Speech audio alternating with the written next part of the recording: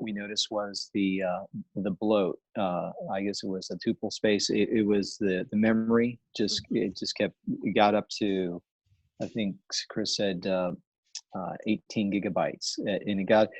So when we were downloading all the blocks, we got up to block 46, and it started slowing down.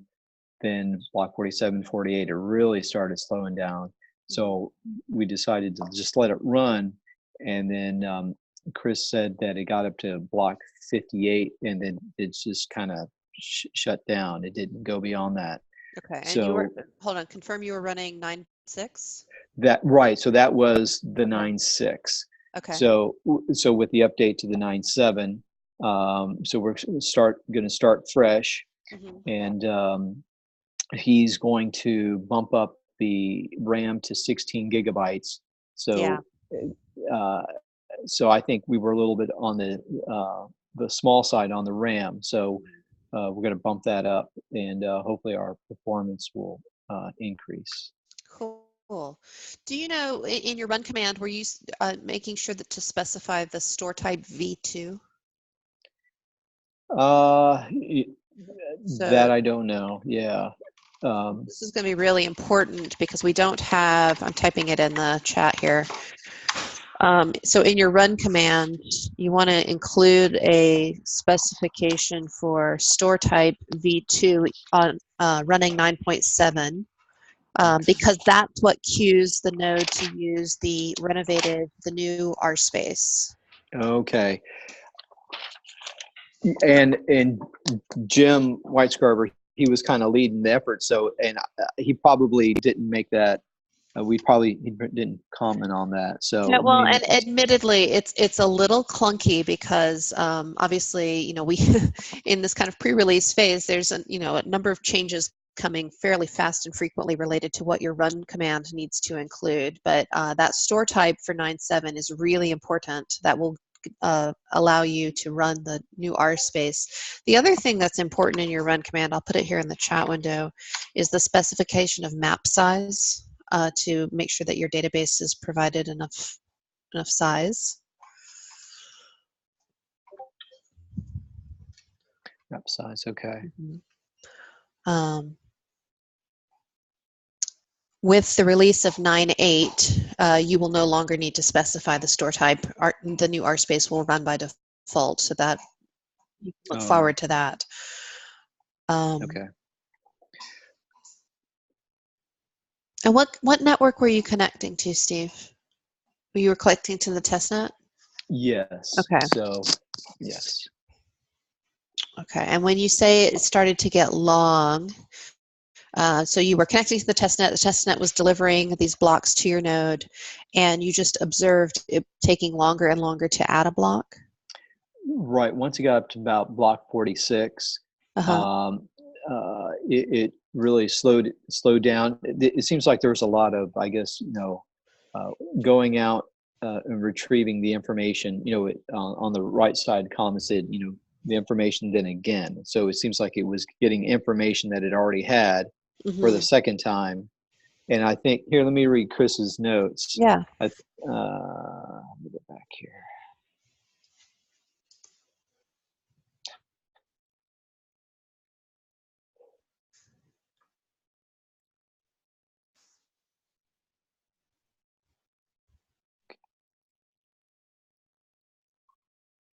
Okay, so it really slowed down after block height 56. The graph was getting absolutely enormous. I hope this improves with 9.7. Temp block storage grew to over 18 gigabytes, and it all stalled at block 56 and had 24 tips at the block height. And it was just grabbing the same components and then complaining that multiple tips were conflicting with each other. I just deleted .rnode folder and will install 9.7 start syncing testnet 1.3. Excellent. Okay, good. I mean, and what I'm saying is good. Good is what you guys experienced, and what you just shared is is a reproduction of also things that we were observing in development test Okay. networks. So it's not surprising what you just said. Definitely something that I think 9.7 starts to address, especially when you make sure that you're running with store type v2, which you must have been. If you were connected to the test net, you wouldn't have been able to get the Genesis block if you weren't. So I'm confident now that you were running the new RSpace. Oh, okay. But so what will, what is coming in then 9.7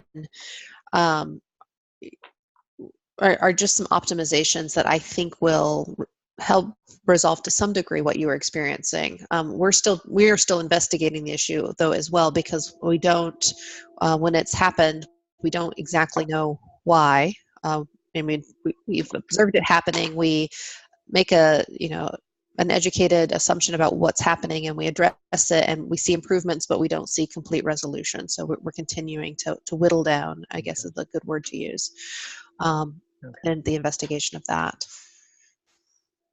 And with 9.7, that will have the V. We don't need to put in the command line or anything special of V2. That'll be automatic, as you said. No. You do need 2 for 9.7. You won't need 2 for 9.8. Oh, okay. Yeah. Thank you. Yeah. Okay. And in fact, if you didn't, what would happen if you don't specify V2? You would connect to the network, and you would not be able to process the Genesis block, and you would get immediate feedback that something horrible has happened. Okay. Oh, so another question I had was, so testnet 1.3, Jim, I think maybe he confused me, but he seemed to indicate, or maybe he has the understanding that we were on testnet 3 because it's 1.3, but I thought we were on testnet 1. Yeah. What with the call the other day indicated on testnet 1 going to testnet 2. That's correct. Yeah, I recognize the nomenclature there might be confusing, and so we have kind of two things happening. One is we have a public test net that we continue to upgrade with each consecutive release, and we need to have a network ID for that, so that we don't get crosstalk across old, for example, an old node running 9.5 still being around when we upgrade testnet to 9.7. We observed that creating problems long ago. So every time we upgrade the testnet with a new version of Node, we incrementally update the network ID. So that's how we've gone from testnet 1, 1.2, and today we're at 1.3. So that's kind of how that nomenclature works there. Testnet 1 and testnet 2 are feature-driven testnets. And so yes, we are still in testnet 1, where the features are that you can deploy rolling to a validator, you can join a peer-to-peer network, and that's what we can do with testnet 1. Testnet 2 features will include other things, and I have to look because I didn't do the flashcards overnight. Let's see. I can share my screen. That might be helpful. Again, testnet 2 is it's the test nets, as we talk about testnet 1, testnet 2, testnet 3, these are feature-based test nets. Here we are in testnet 1. We've got our chain validators. You can deploy rolling. You can transfer test rev. Testnet 2 features, and the key blocker here, there's two key blockers really, are cost accounting. Because we should be able to see cost accounting work in the platform, as well as the ability to demonstrate an issuance of test rev based on the ROC balance, which is a demonstration of what we would expect at Mercury when we issue rev based on ROC balances. And so on this page, you can, if you select this ticket, JIRA ticket 3168, it will provide you traceability to those issues. I do need to update this. As I mentioned in the community call yesterday, we understand more about cost accounting and ran into an issue last week, whereas so what Artur's been doing is trying to take all of the components that support cost accounting, the wallet, Rolang, how the interpreter works with it, how the proof of stake contract works with it, and tie all those pieces together to deliver cost accounting. And when I say cost accounting, what I truly mean there is the ability to demonstrate that the token is a utility, meaning that you use the token to deploy Rolang and to execute Rolang on the blockchain. This is really important for the cooperative, and it's critical in demonstrating the utility of the token. One of the things that he's learned a lot of things along the way, but one of the key things that he's learned recently is that cost accounting is producing conflicts in Rolang and creating conflicting blocks, and this is happening pretty much every second deploy. And since we do not have block merging implemented, these conflicts create real problems on the blockchain. And so the team, we talked about this in stand-up last week, and what they've decided is that implementing the notion of peak, which is the ability to look at a value without changing it, would help resolve the conflicts that we're seeing in cost accounting today. So that is new work. That's work that wasn't scoped. We had anticipated going to Mercury without peak. We do understand peak. We do have a good estimation on peak. It's going to take about 3 weeks. That work has already started. But that's a critical thing that's blocking our ability to fully deliver cost accounting, and that blocks us from moving over to testnet 2. So we just pause there before I talk about the other thing that's blocking testnet 2. Any questions about that? No, that was very helpful. Thank you. Okay. The other thing that's blocking testnet 2 is the ability to build a Genesis block that contains, that creates the Rev wallets based on ROC balances. So what happens is we have a script, and you can go to the repo and you can do this yourself if you'd like. You specify a block height on Ethereum, you run the script, and you get this text file of Ethereum addresses and then the corresponding ROC address. We take that file, which is about, I think it's 16,000 records as of the last time we ran it. We take that file and we provide it to the node as a wallets file. And so if you're familiar with the Genesis ceremony process, when you're first starting your node, you give it all the information that you would need to build the Genesis block. So we give it that wallets file with the 16,000 records of Ethereum addresses and ROC balances. And then you start the node, and the expectation is that node builds the Genesis block, and build here means that it takes the information from the wallets file and it creates these new Rev wallets and populates it with a 1-to-1 ratio of Rev based on the ROC balance that was provided in the wallets file. What we've observed when we do this is that the node will run for quite some time. I think the last time we did it, it ran for 2 days. And then it pooped out with an out-of-memory error. We absolutely need to be able to process this wallets file as part of building the Genesis block. We're doing some investigation to understand exactly what's happening. We know we can process other wallets files that are much smaller. So we're working to investigate how we can get all of that information into the Genesis block and have that Genesis block processed not only by the ceremony master node, but by all of the validators that would participate in validating that Genesis and launch of a network. So that's the other blocker that is blocking the release of testnet 2. Any questions about that?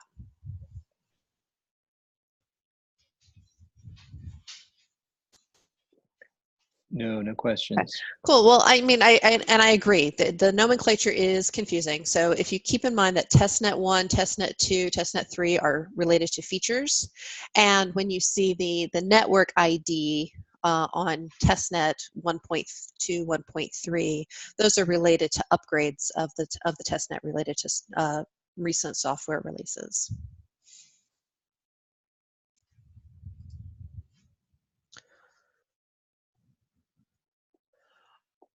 All right. So the purpose of our time here today is to talk a little bit about what went into 9.7 to make sure that we can address any questions related to that. Call out some things you might expect to see on testnets with the release of 9.7.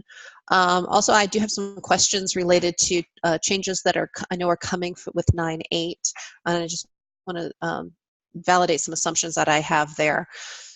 So with that, I guess I'm curious, is anybody currently running 9.7 on testnet? And how is that going? I'm running. Looks like all's okay. Okay, good. Are you running your script? I haven't looked since yesterday. Not yet. Not yet. Okay. All right, so I just want to call out a couple features that are going to be different if if you haven't yet run 9.7. So we're looking at the release page. You can find this as well. The biggest breaking change is our completion of the migration to the SecP256K1 key set. So if you have an old key set that you regularly use to deploy Rolang to the testnet, and you haven't changed it to a SecP256K1 key set, the problem you'll experience is not immediate. You will still be able to deploy Rolang with that key, but the problem is if you go to look for to do any type of interaction with that contract. So you do need to generate a new key set. You can do that via the node.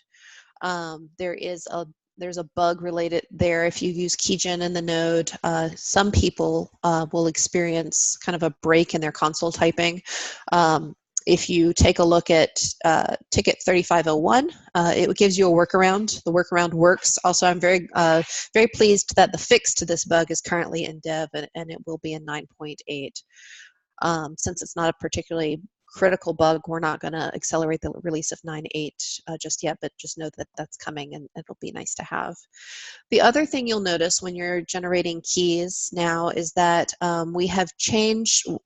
We heard loud and clear, we do not want to pass public key or private keys on the command line. That there's a variety of risks there. People don't want to expose their private keys that way. You asked, we listened, we took action, and so as of 9.7, those keys live now in an encrypted file, and so if you generate the key via the node, you will be asked to provide a password and that encrypted and a path to where you would like that encrypted key pair to live. And then anytime you execute, when you deploy Rolang, you need to provide your key, you'll provide it via a path, and then be asked for a password, and that's how you'll deploy Rolang going forward. Any questions about that? Has anybody tried that yet?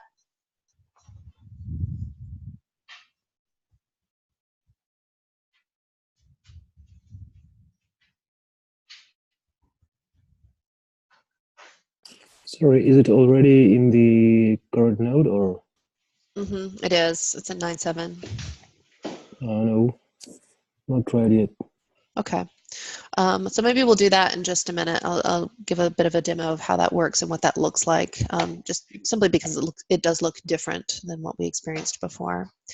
The other thing I'll talk about, and then we can certainly demo, is changes to locating a deploy. So if you are a frequent node user, you have had the experience of you deploy something to the blockchain, you're trying to figure out where that went, and the way that you did that was to locate the block that that deployment went into, and then poke around in the tuple space looking for something that would confirm for you that your contract made it into that block.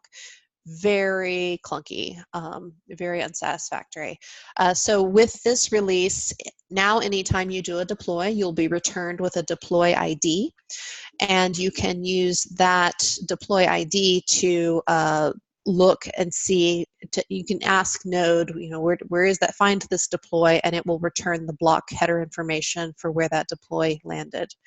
And that's a really, really clean and much improved way to find your deployment. And we'll do a demo of that in just a moment if you'd like. The other thing that you can do now with Node 7 is you can fetch the last finalized block. This is really nice if you're just curious if you're looking at a validator and you're curious what was the very last finalized block, especially if you're looking at it in relationship to a block that you might have a deployment in. You can call last finalized block and find what that node's perception of the latest finalized block is. Just to call out this, what happens is this call does trigger finalization on that validator. So if you're running a validator or you're looking at a validator, you'll see this call for last finalized block will trigger the finalization process and calculation as it works to return that that value to you.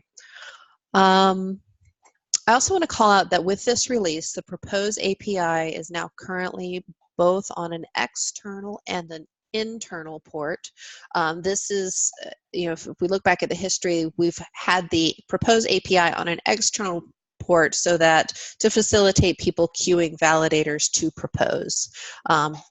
And going forward, especially as we think about what a validator does in a Mercury release, we don't want that. You don't want, as a validator, to expose that API to the world and have them control your proposing. That's something that only a validator should control. So right now, it's in both places, external and internal. So you're welcome to still use it. But soon, maybe not in the next release, but maybe the one after that, we will move that completely to an internal port. And if you're used to triggering a validator to propose on testnet, that won't be a possibility anymore. I'm taking community feedback on that, to be very frank. I'm talking specifically with Ed, who I know uses that feature quite heavily as he's developing his wallet and trying to understand when would be a reasonable time for us to make that change. I'm curious if there are others here, particularly on this call, who, are you currently using this? And if so, how much more time would you need before you didn't have that option anymore?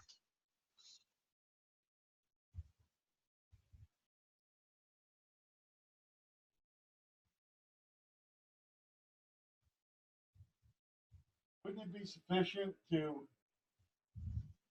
have control access with your firewall? I mean, rather than being dictated as to how you're going to configure your network, whatever. And I don't know. I'm not sure I understand the question. Well, whether or not a port is exposed to the outside world is controlled by your firewall on your machine. So we can, you can easily turn that on or turn that off without necessarily forbidding it. It'll just be a security thing that people would have to be aware of, but to not allow that. But it seems like there could be situations where you would want it within a private network, let's say. Oh, I see what you're saying. Okay, interesting. Yeah, I hadn't thought about it from that perspective. Any other thoughts about that?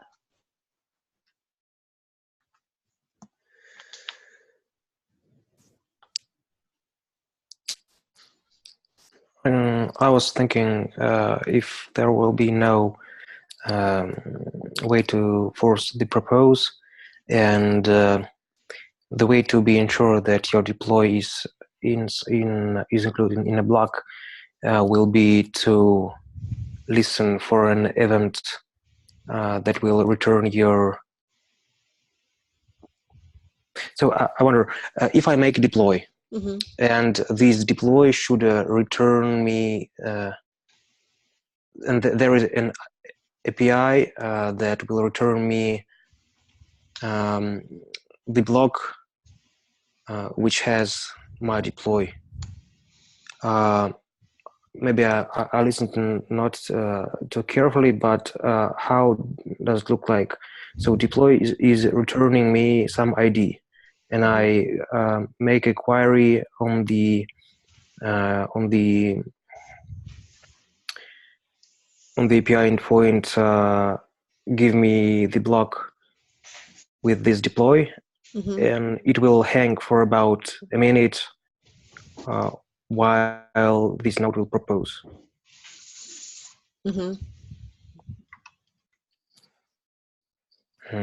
Yeah, that's the. I mean, so you're actually describing what's happening. Sorry. That's an accurate description of what happens. Hello. That's what we have talked about listenet name, about the changes. So basically, you are interested in instead of when a propose finish, you will have notification about new blocks. Well, not really, but once you have stream of new block hashes, you will be able to reach a report endpoint, which is the new thing that will replace listen for the type name. And from this report endpoint, you can buy deploy ID, or I'm not really sure about details, but yes, basically for every block, you will have the ability to gain all events that happened in that block. And then you need some stream of new blocks. And that's also part of this change. So I was thinking about the event side server and the architecture of. So basically, Node will have to handle a lot of gRPC, TCP, HTTP have to connections, while every DApp is deploying something. So DApp is deploying, DApp calling method to get the block. To get the block. Sorry, I have to run away for 1 minute. Okay. Yeah, sure. So I'm trying to understand how will it look like. The DApp is deploying. DApp is calling for a block where his deploy will be put into, and so the node should bring a TCP connection with the DApp, and this connection should be live until block is proposed. So theoretically, number of these connections can be very high. Theoretically, because this connection should be up and running for quite a long time. Just an idea that I was thinking about. Mm-hmm. If there is some kind of event streaming service that can be triggered by the validator. So if validator propose something, he can trigger ping the event streaming service side server. So we put the load off validators, because in such situations, validator bear not only the load to maintain the consensus over the tuple space, but also all the work that to provide the data for depths, which looks like if this will be the way to long polling connections can be quite heavy for validators. Yeah, well, we have talked about that. Not long polling, but the gRPC. So, sorry, I'm a bit tired today. Looks like I'm a bit of sick, but I hope you understand what I mean. If not, just tell me. Yeah, I understand. You're basically worried that gRPC, call it in loop, will put too much pressure on nodes if more validators will do it. And yeah, that's right. That's why when someone doesn't want that, he should be able to disable it. If he wants to just participate in consensus and not accept deploy from the app dev. But of course, you're right. It would be great to have some streaming, but later. Yeah, sure. That was the conclusion. That I'm just paraphrasing what was said. Okay, thanks. No problem.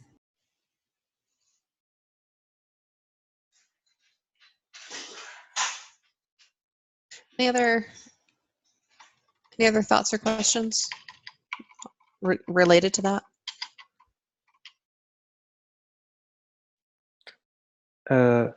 You're asking me? Or and the group. Oh,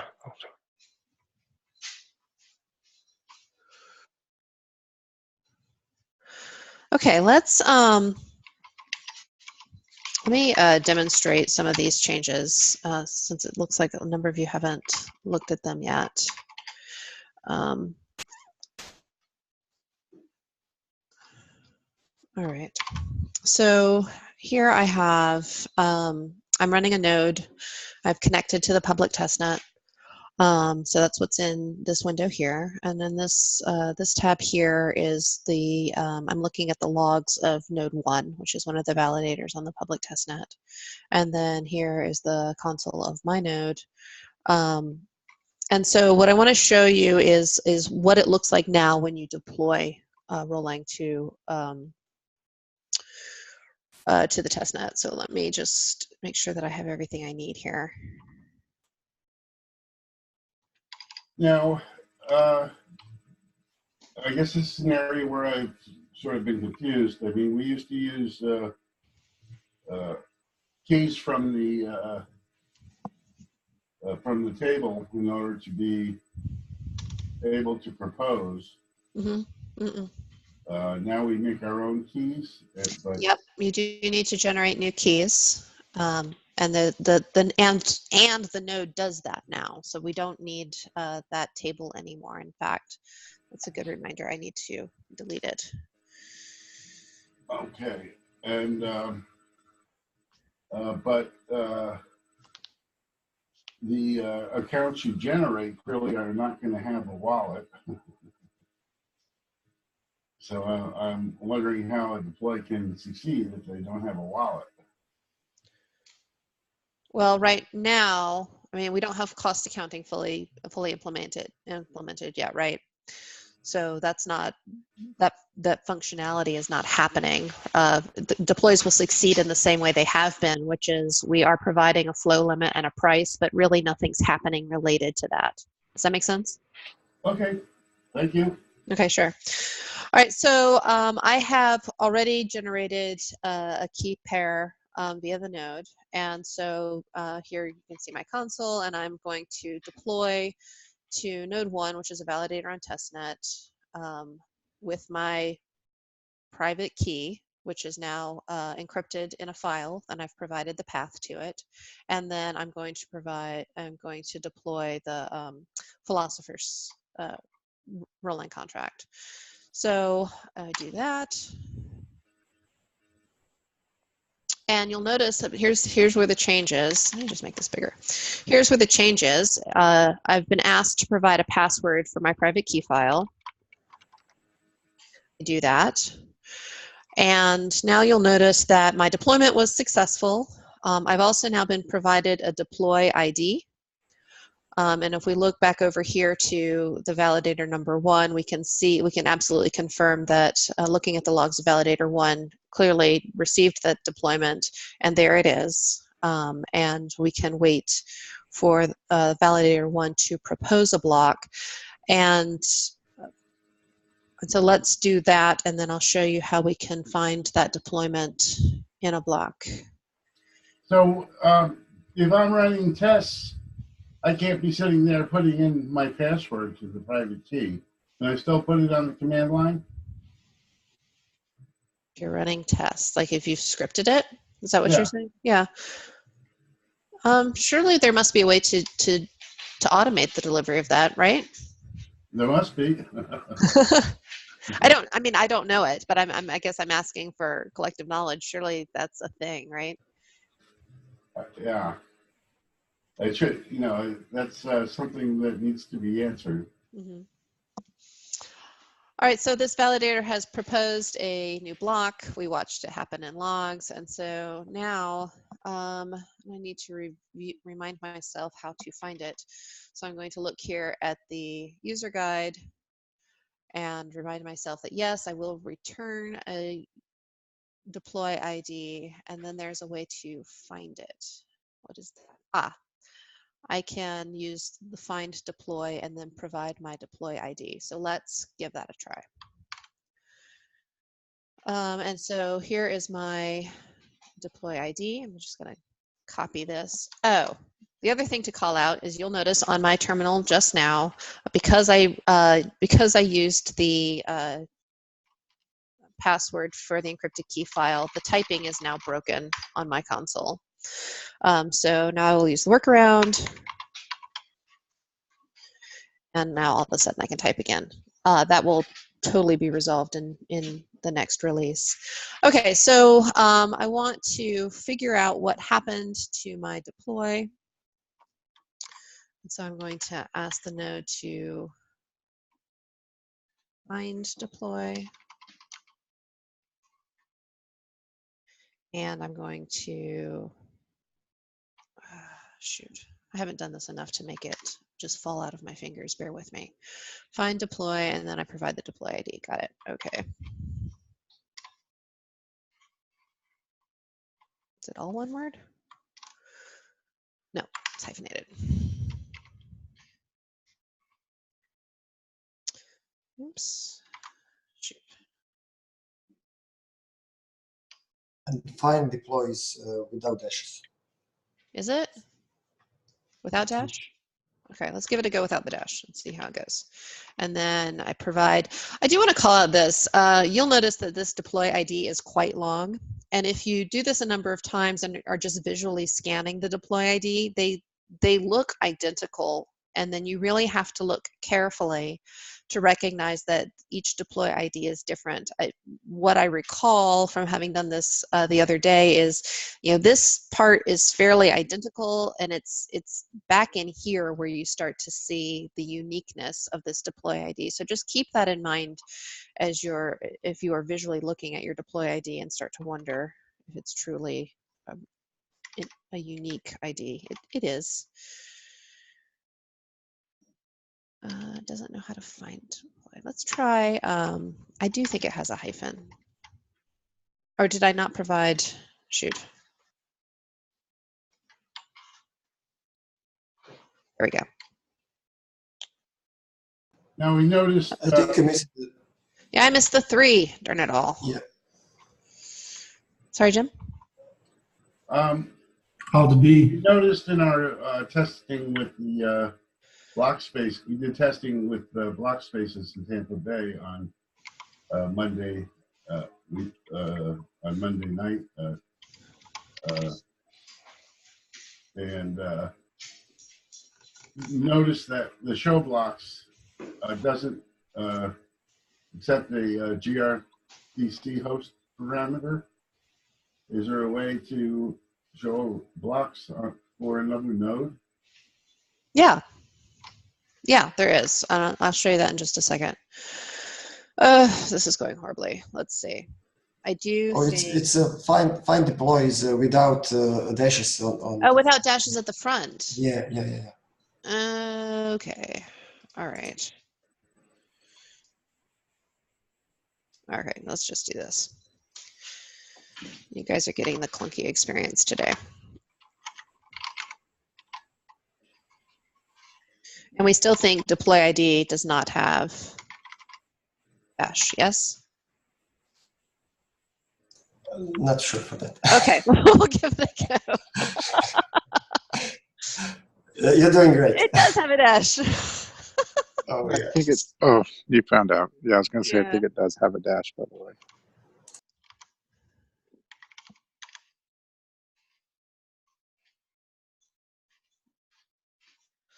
All right, this one with feeling, guys. 3rd time's the charm.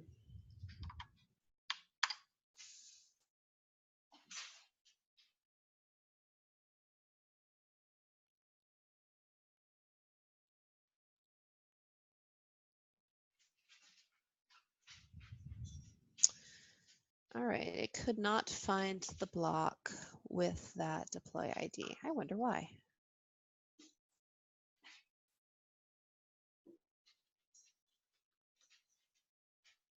All right, so let's, Jim, let's use your question as a way to understand better what's going on. So yes, you can ask another node to show its blocks via gRPC host. So I'm going to look at the validator, node 1. I'm going to ask to show block and provide, oh shoot.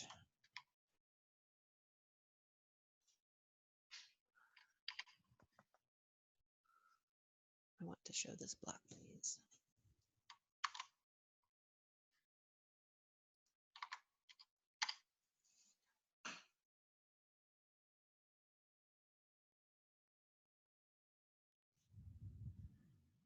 Well, that's interesting.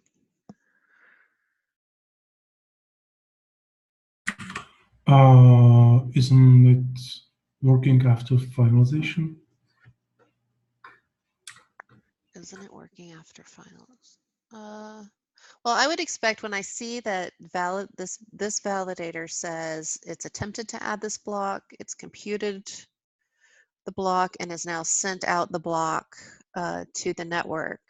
I would, based on that information, I would understand that this node has this block, right? Yeah, but okay, you're right. But it cannot find the block with that hash.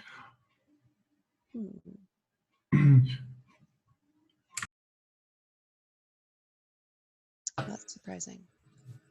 Do I have that block? My read-only node received this block. Okay, let's see if my node did.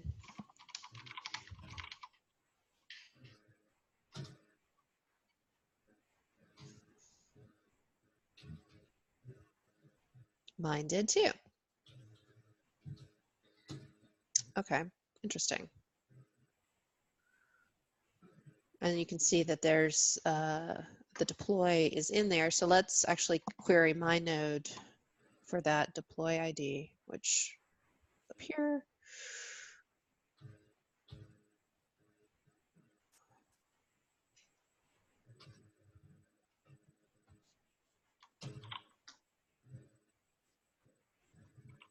Oh, shoot.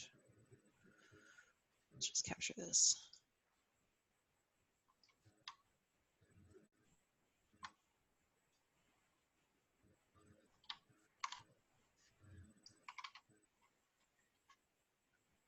All right, so I'm querying my read-only node to find this deploy with this deploy ID, and it should find it because it does have the block. We just demonstrated that. Yep. Okay, good news. So deploy, just to clarify again what happened, I have a read-only node. I used the new feature find deploy. I provided it with the deploy ID that I received when I did make the deployment to the validator.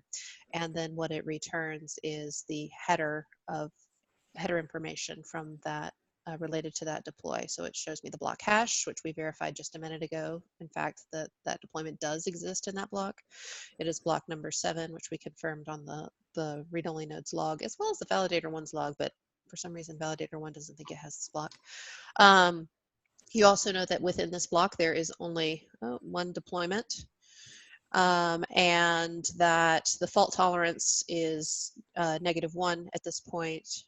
And you can see where it's parents, and you can confirm the validator that sent this block. So any questions about these kind of new features of Node?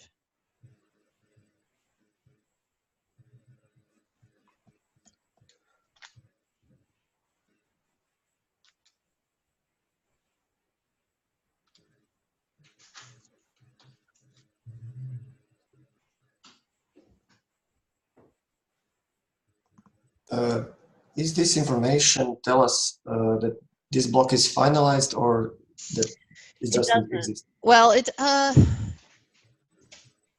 doesn't. I mean, it doesn't. Will not return anything that says finalization. But let's look at the fact that it does call out fault tolerance. And the fault tolerance here is related to the safety oracle, and it's -1. To be quite frank, I don't know exactly what that value means, but let's do this. Let's run finalization against that. Okay, I don't know what's going on here. Let's run finalization against that validator and see if we get a different fault tolerance. No, let's run it against my node, right? So you're saying this data is not immutable. This number will change for each call, and we can check it. If okay. I know that -1 used to mean it basically had a weight of 0, or it wasn't.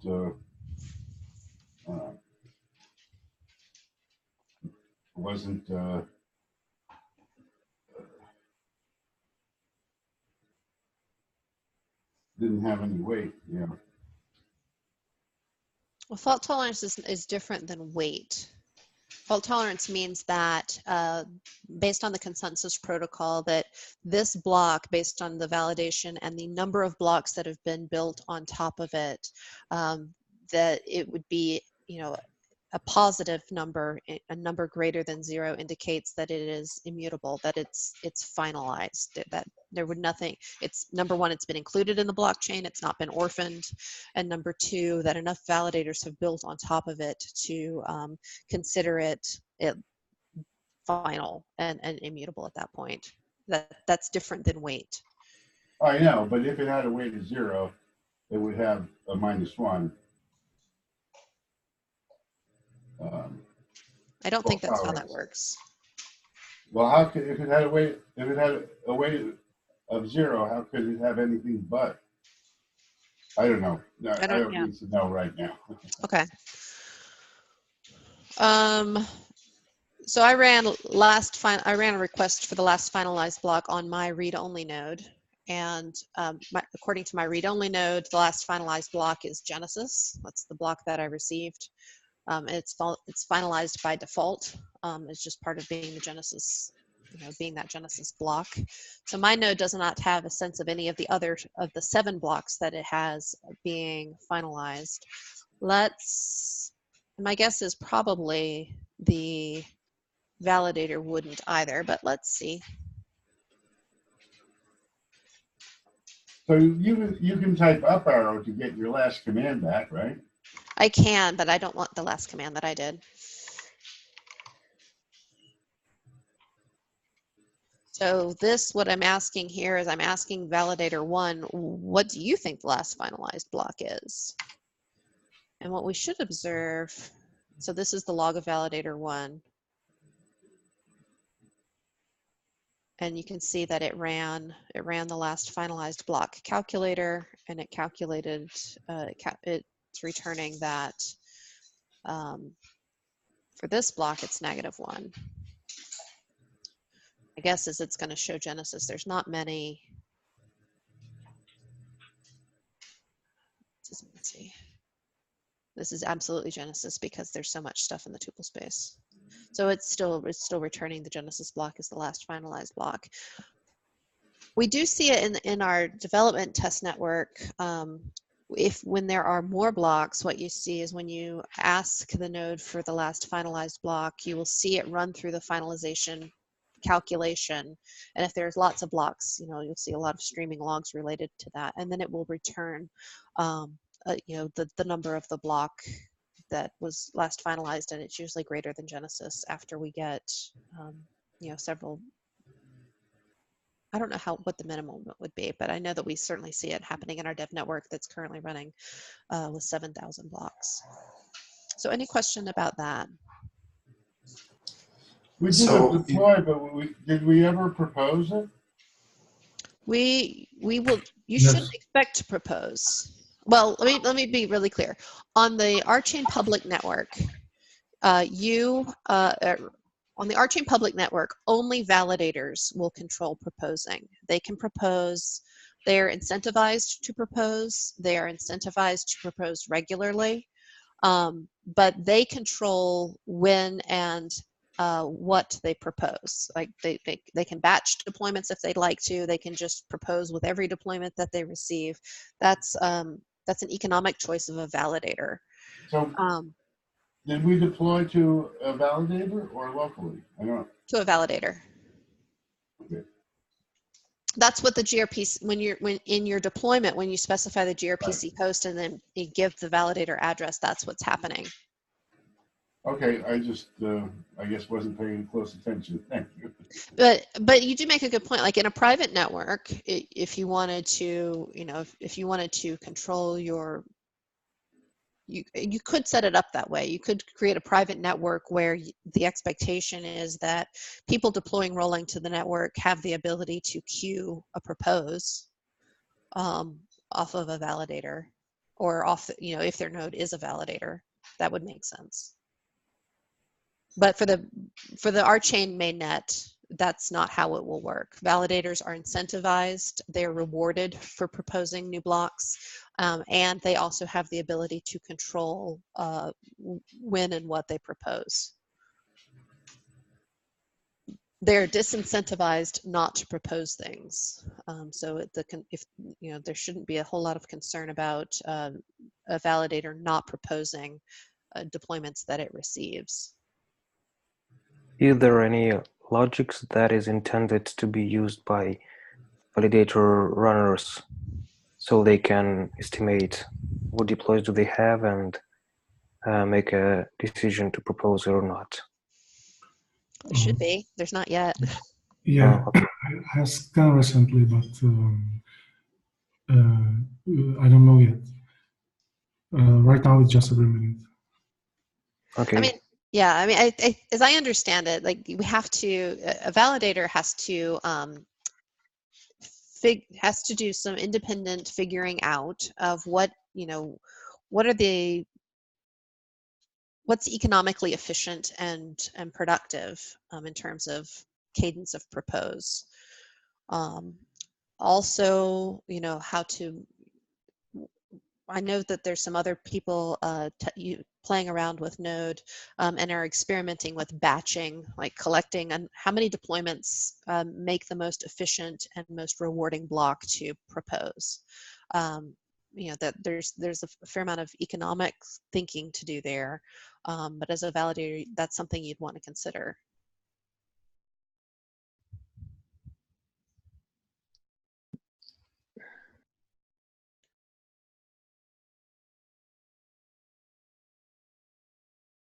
And I'm just thinking off the top of my head, though, there would also be consideration for how much stake that particular validator has. So I can imagine an environment where, as somebody who wants to deploy rolling to the blockchain, you might be thoughtful about which validator you choose to deploy to, depending on what your goals are.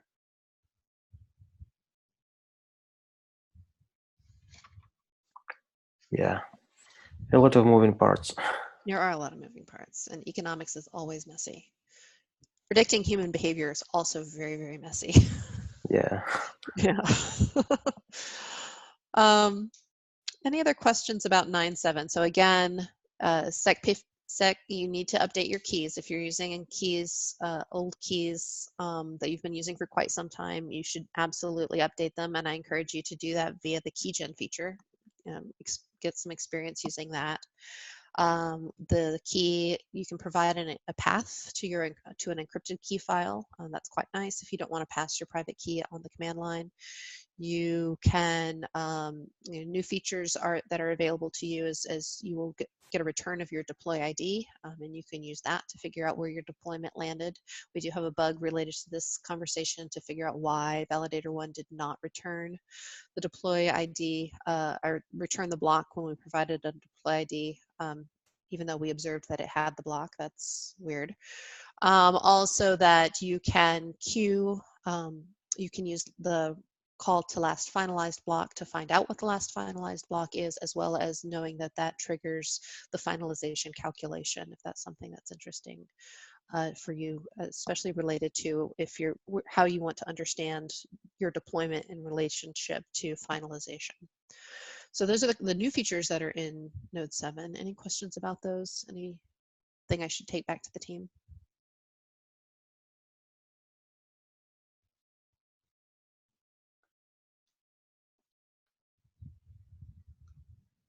We just had that one question about how we can script. Yeah. Writing it down.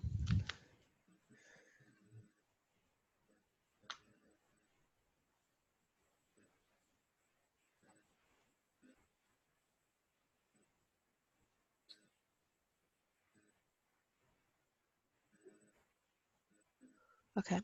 Anything else? Well, I guess if we look in the release notes, the stuff will be covered that we talked about today. Yes. So if you look in the release notes for 9.7, you'll see all of this information there, as well as the user guide's been updated to reflect these changes.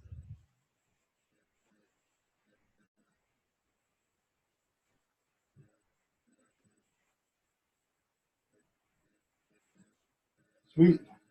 Cool. All right. Well, we have, there's 8 minutes left. If there's anything that you guys would like to talk about, happy to keep the time. But if the answer is no, we can all move on with our day. Let me know what you would like to do.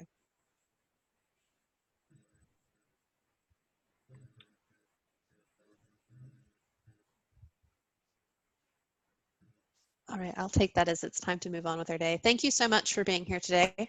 All right, we do have there's a PR, actually there's 3 PRs that I'm waiting to close that are going to hopefully resolve an issue that we saw quite some time ago that may still be an issue. If you'll recall, we've had a number of times in testing where it was very difficult in a busy network to join a new node to the network and receive the Genesis block, as well as to peer in a healthy way. A number of changes have gone in. Some of them are in already, but we're making some changes by introducing a fairness property to Node.